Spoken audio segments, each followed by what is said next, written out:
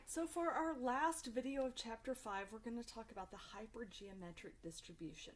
So this is appropriate where we can't assume that the trials are independent, okay, where there might be some interrelationship between them.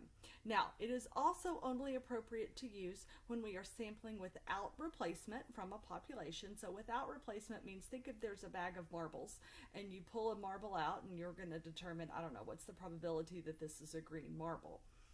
With replacement would be you put the marble back in the bag. Without replacement means you leave the marble out and then you pull a new probability. You pull a new marble out. So the probability changes because your sample size is changing every time. But we want to make sure that our sample size is not significantly smaller than our population. This is the only time that we're allowed to use this one. So if the population is extremely large and our sample size is really small or relatively small, then this would not be appropriate to use.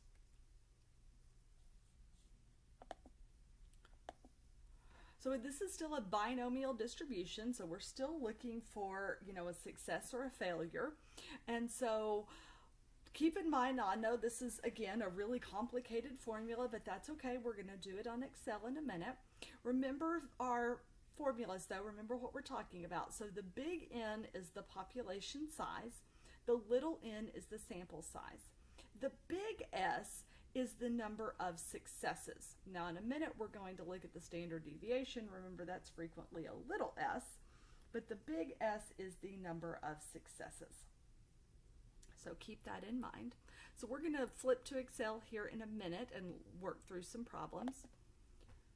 Now if we're going to calculate the mean or the expected value is the sample size times the number of successes divided by the population size. Okay, so there's not a formula in Excel for that. We're going to have to just put that formula in and calculate it ourselves. The variance is the mean times 1 minus the number of successes divided by the population, multiplied by the population minus the sample size divided by the population size minus 1. So I realize that's kind of a complicated formula, but make sure you have it on your sheet and then we'll put it into Excel. And then of course the standard deviation is just the square root of the variance. So before we jump over to Excel, let's look at our formula here. So we're told that we have a convenience store in New Jersey and the manager randomly expects 5 mangoes from a box that has 20 mangoes in it. So our sample size is 20 and our population size is 20. Our sample size is 5. So suppose that when he samples it, there's 2 damaged mangoes. We're going to call a damaged mango a success here, even though that's kind of a failure. It's what we're measuring, so we're going to call it a success. So what is the probability that 1 out of the 5 mangoes in inspection is damaged? So out of all 20, there's 2 that are damaged. So what's the probability that his sample will give us 1 failure, or 1 success, rather, 1 damaged mango?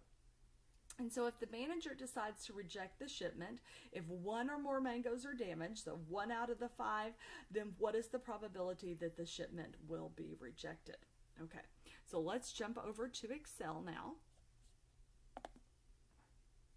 All right, so the first thing we want to calculate is what is the probability that 1 of the 5 mangoes will be damaged. So our formula that we're going to use, we're going to look here and calculate what is the probability that x is equal to 1. What's the probability that 1 of the 5 mangoes is damaged? So our formula, let's go up here to our formulas tab. And we are looking for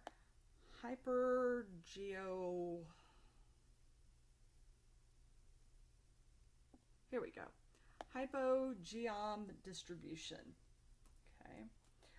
So the first thing it asks us is, what are you looking for, right? So we're looking for 1. What's the probability that 1 out of our sample? Our sample size was 5. Our population, the number of successes in the population is 2, right? We know that 2 out of the 20 are damaged. The population size is 20, And this is a discrete variable, not a cumulative variable. So we're looking for 0 here. So again, we're looking for what's the probability that there's one success, one damaged mango, out of a sample size of 5, when we know that there are 2 damaged mangoes out of a population size of 20. So we'll click OK. And there was a 39% probability that one of the 5 mangoes we sample will be damaged. Okay, so the second question that we were asked is, if we're going to reject reject the shipment, if one mango is damaged, what's the probability that we're going to reject the shipment? So in other words, what is the probability that X is greater than or equal to 1? So we would reject the shipment if X is greater than or equal to 1. So that's our probability here. Now again, anytime we're looking at that greater than or equal, what we're really looking at is what is 1 minus the probability that X is less than, well, or equal to 0. So in other words, we're looking at the complement of that, right? So our formula, let's again go to our statistical Hypergeo. So we're looking, what's the probability that there are 1 minus the probability that it is 0 out of our sample size of 5. Population successes are 2. Number in the population is 20. And yes, this is cumulative, so I want a 1. So I'm going to say, I forgot to put my 1 minus in here, so I'm going to go up here and say 1 minus the probability that there are no successes, there are no damaged mangoes in the sample size. It's really what I'm calculating.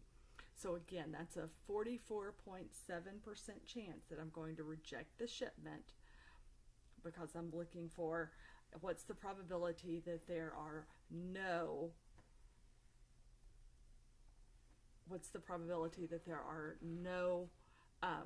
damaged mangoes.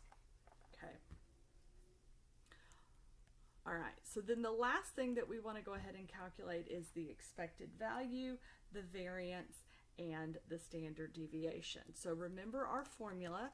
So the expected value is equal to the sample size, which we know is 5, multiplied by, now remember your order of operations, the number of successes in the population divided by the population size. So our expected value is 0.5.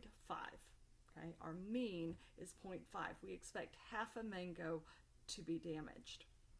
So then we can calculate the variance of X as saying it's the mean, remember, the expected value, so I'm going to grab that variable there, multiplied by 1 minus the number of successes divided by the population size. Make sure again you're paying attention to your parentheses, you're closing all of the parentheses.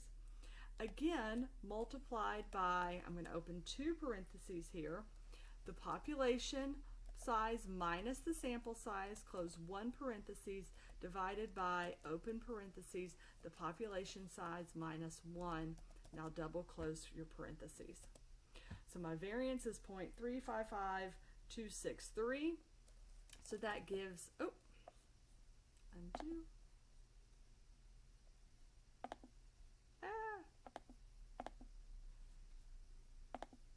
There we go.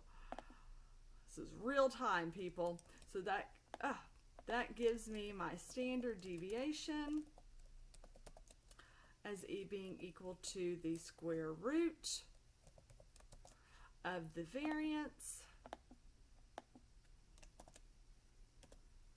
which is 0.59604.